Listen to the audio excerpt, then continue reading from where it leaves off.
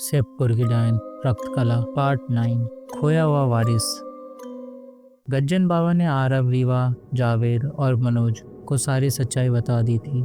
कैसे शिवपुर मंदिर बंद हुआ, कैसे वहां रक्त कला की आत्मा अब भी भटक रही थी और कैसे उसके गर्भ में पल रहा रक्तासुर धीरे धीरे शक्ति अर्जित कर रहा था।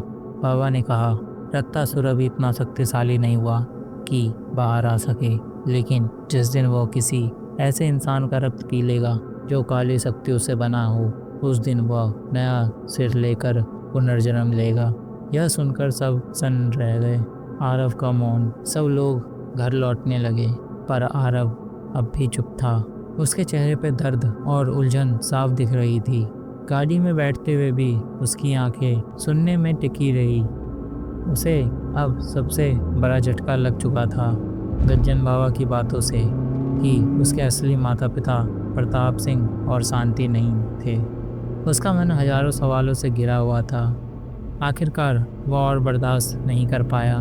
उसने बेचैन होकर बोला, जितेंद्र काका, आप तो बरसों से मेरे पापा के यहाँ काम करते हैं, आपको तो सब पता होगा। गज्जन बाबा ने जो कहा, क्या वो सच है? क्या मैं प्रताप सिंह और शांति का बेटा नहीं हूँ? जितेंद्र काका की चुप्पी बोल रही थी। जितेंद्र काका का चेहरा अचानक सफ़ेद पड़ गया। उनकी आंखें भर आई। कुछ पल तक तो वो कुछ नहीं कह पाए। आरव ने उनका हाथ पकड़ लिया। काका, चुप क्यों हैं? बताइए ना, सच क्या है? काका का गला भारी हो चुका था। धीरे धीरे उन्होंने कांपते स्वर में कहा, हाँ बेटा, ये सच है। आरव को जैसे करंट लग गया हो। उसका सीना जोर जोर से धड़कने लगा। आरव कांपते हुए बोला, तो आप जानते होंगे ना फिर मेरे असली माता पिता कौन थे? जितेंद्र काका ने सिर झुका लिया।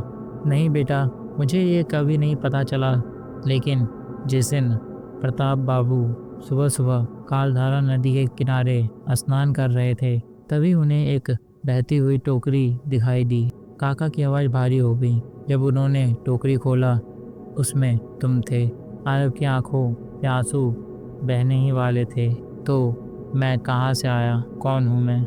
काका ने गहरी सांस ली और कहा, हमें इतना ही पता है कि जिस दिन तुम हमें मिले थे, उस दिन खबर आई थी कि शिवपुर गांव पूरी तरह जल चुका है। वहाँ कोई जिंदा नहीं बचा। हम खोजने गए थे, लेकिन सब राख में बदल चुका था। आरव अब पूरी तरह टूट चुका था। उसके स्वर काँप रहे थे। मतलब शायद मेरे असली माता पिता भी उसी आग में ही हो। काका ने धीरे से कहा, शायद। लेकिन फिर अचानक जितेंद्र काका चुप हो गए। उनकी आंखों में एक अजीब सी दहशत तैर गई। आरव ने गौर किया, काका जैसे कुछ छुपा रहे हो। आरव ने सख्ती से कहा, काका, आप मुझसे कुछ छुपा रहे हैं। काका का गला सूख गया। उन्होंने सिर्फ इतना कहा, बेटा, कुछ बातें जानना ही खतरनाक होता है। गाड़ी जैसे ही हवेली के करीब पहुंची, अचानक आरव के कानों में एक धीमी फुसफुसाहट गूंजने लगी। आरव, तू मेरा है, तू मुझसे भाग नहीं सकता। उसने घबराकर चारों तरफ देखा, लेकिन बाकी सब सामान्य थे।